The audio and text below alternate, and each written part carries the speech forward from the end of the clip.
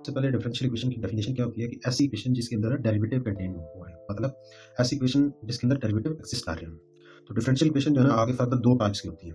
First type होती है ordinary differential equation और सेकंड टाइप होती है partial differential equation. Ordinary differential equation को ODE बोला जाता है। ओ का मतलब ऑर्डिनरी, डी का मतलब डिफरेंशियल और ई का मतलब है इक्वेशन। तो ऑर्डिनरी डिफरेंशियल इक्वेशन एक ऐसी डिफरेंशियल इक्वेशन होगी जिसके अंदर वो क्या कहता है कि इन विच द अननोन फंक्शन का मतलब होगा डिपेंडेंट वेरिएबल। दो किस्म के वेरिएबल होंगे, एक होगा डिपेंडेंट वेरिएबल और एक होगा इंडिपेंडेंट वेरिएबल। जो डिपेंडेंट वेरिएबल होगा ना इस चैप्टर के अंदर वो आप y कंसिडर करेंगे और जो इंडिपेंडेंट वेरिएबल होगा वो आप क्या लेंगे, x कंसिडर करेंगे। वो कहता है कि y जो है वो डिपेंड करेगा ऑन ओनली वन वेरिएबल, मतलब सिर्फ x के ऊपर क्या करेगा, डिपेंड करेगा। अगर आपका डिपेंडेंट वेरिएबल सपोज करें z हो जाता है और इंडिपेंडेंट वेरिएबल t हो जाता है, तो इसका मतलब है z जो है सिर्फ t के ऊपर क्या करना चाहिए, डिपेंड करना चाहिए। अब for example y is equal to X cube plus 5, ये एक कर्व है या इक्वेशन है। तो इसका अगर आप डेरिवेटिव लेंगे तो dy बाई डी एक्स आ जाएगा लेफ्ट साइड पे, राइट साइड पे एक्स क्यूब का डेरिवेटिव क्या होगा, 3x स्क्वायर और कांस्टेंट का 0 हो जाएगा। तो dy by D X is equal to 3x square. तो ये आपके पास क्या आ गया, डिफरेंशियल इक्वेशन आ गई है। किसकी, इस कर्व की आई है या इस इक्वेशन की आई है। तो ये जो डिफरेंशियल इक्वेशन है ये क्या है, ऑर्डिनरी डिफरेंशियल इक्वेशन है, क्योंकि y जो है सिर्फ x के ऊपर डिपेंड कर रहा है ना। मतलब आप x की वैल्यू यहाँ पे 1 रखेंगे तो y की वैल्यू क्या हो जाएगी, 6 हो जाएगी। x की वैल्यू अगर आप 2 रखेंगे तो y की वैल्यू 2 की पावर 3 मतलब 8 प्लस 5, तो y की वैल्यू क्या हो जाएगी, 13 हो जाएगी।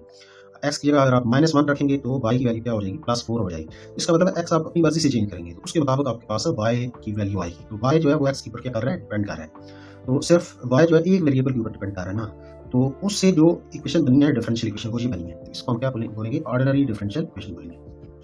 अब उसके बाद आ जाता है पार्शियल डिफरेंशियल इक्वेशन। अब पार्शियल डिफरेंशियल इक्वेशन में ये बात ध्यान रखनी है कि जो अननोन होगा ना फंक्शन, मतलब y, अब लाजमी है कि अननोन फंक्शन जो है वो आपका y हो, वो आपका z भी हो सकता है, t भी हो सकता है, u भी हो सकता है। वो क्वेश्चन की रिक्वायरमेंट के मुताबिक चेंज होते रहेंगे। लेकिन यहाँ पे वो डेफिनेशन में वो क्या कहते हैं कि differential equation in which the unknown function depend on more than one variable. इसमें क्या होता है कि अननोन फंक्शन जो है वो डिपेंड करता है सिर्फ एक वेरिएबल के ऊपर डिपेंड करेगा। तो यहाँ पे अननोन क्या है, y है, तो y सिर्फ x के ऊपर डिपेंड कर रहा है। लेकिन यहाँ पे अननोन क्या है, z है। तो z बेसिकली फंक्शन है किसका, x और y का है।